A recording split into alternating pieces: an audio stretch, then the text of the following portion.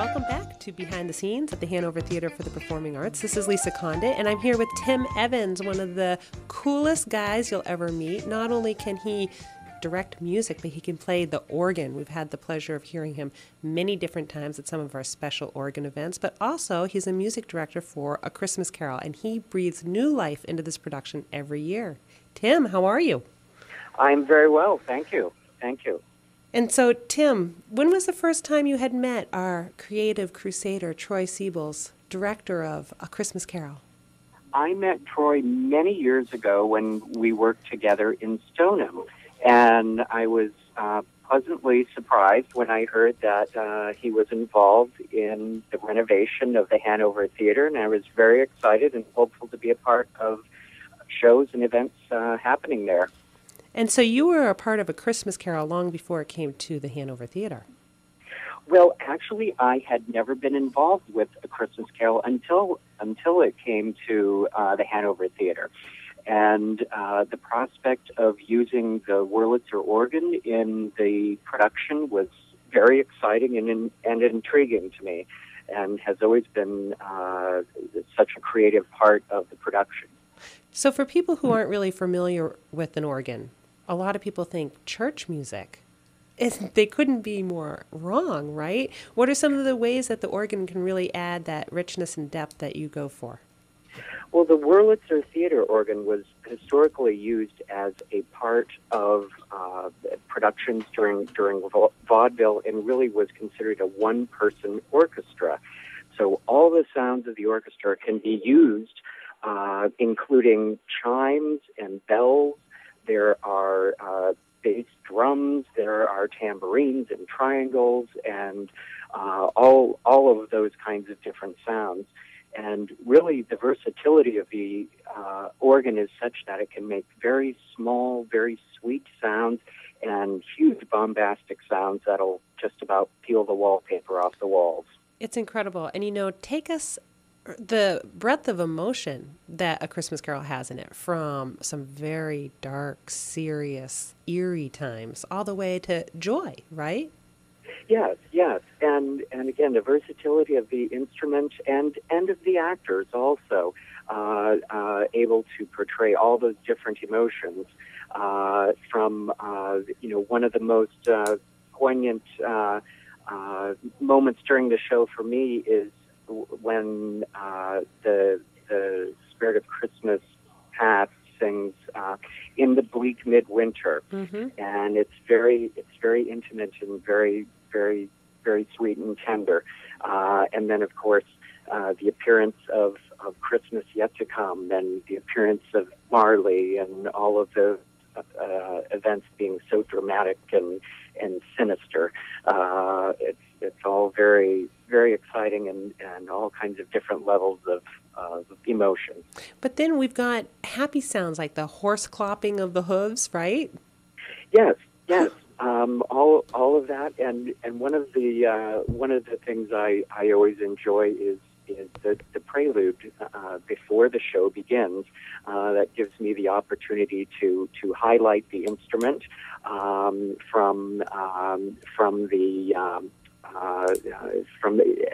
the sounds of the horse's hooves and jingle bells and all kinds of different holiday sounds coming out of the instrument. Very exciting.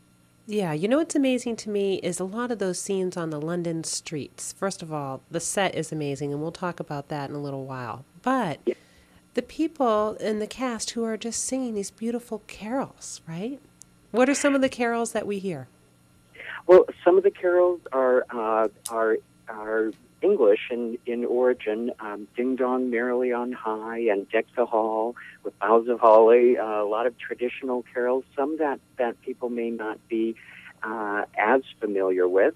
One of the most challenging songs is the Wassail song that is sung in Fezziwig's shop, and all of that is done a cappella, so that's only the voices, and it's a full dancing number that's very exciting, and I'm always very impressed at the cast that they're able to sing that heartily and dance that energetically, and it's a wonderful thing. It truly is. So just take us through the process from your perspective as a music director. I'm sure you sat down, you talked to Troy about what he was envisioning. I'm sure you did your homework and you figured out what would be the appropriate music from the historical period. But what happens next, and how long does it take? Well, the entire rehearsal process is about 2 weeks. It's a little over 2 weeks, but full days. And really, the process starts much before that, and that's with casting, and that's determining what kinds of characters we're looking for, and how the actors fit into telling that story.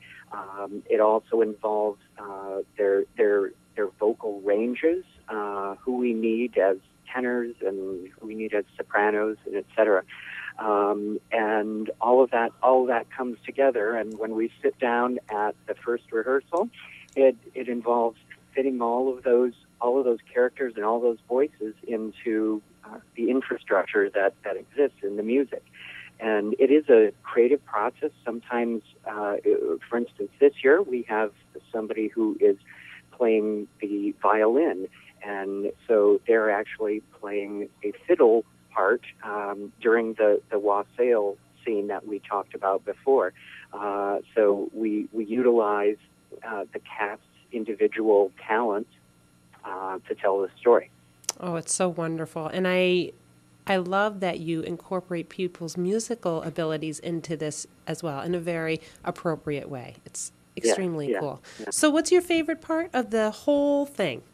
That's a big question, but I know you have a good answer. It is a big question. My favorite part, I think, is the story of the transformation of Scrooge, and how we tell that story, how we establish his crankiness at the beginning, and the change that happens through every year.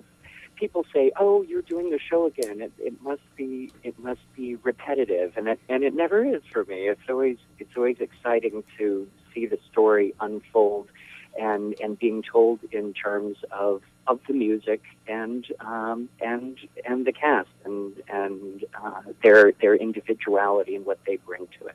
It's truly special, and it gets better and better every year. The first year was amazing, but I can't even wait to see what you bring this year. Well, I'm excited to see it, too. So, Tim, any words of wisdom for anybody who's starting out and is thinking, oh, it sounds interesting. How do I become a musical director? Well, work hard. Work hard. Work hard, yes.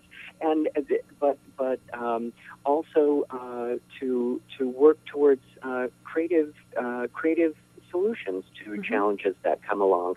And when you think, oh, how am I going to make this work? Try and think differently, and that is one of the things that we were able to do with the production at the Hanover.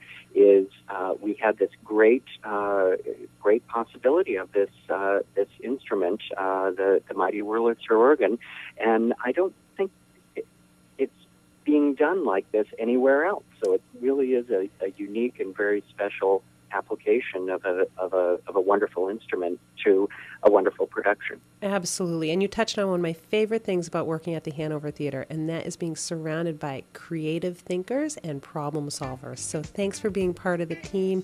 We cannot wait to see your music and everybody singing on stage, and we'll applaud you heartily on the mighty Wurlitzer.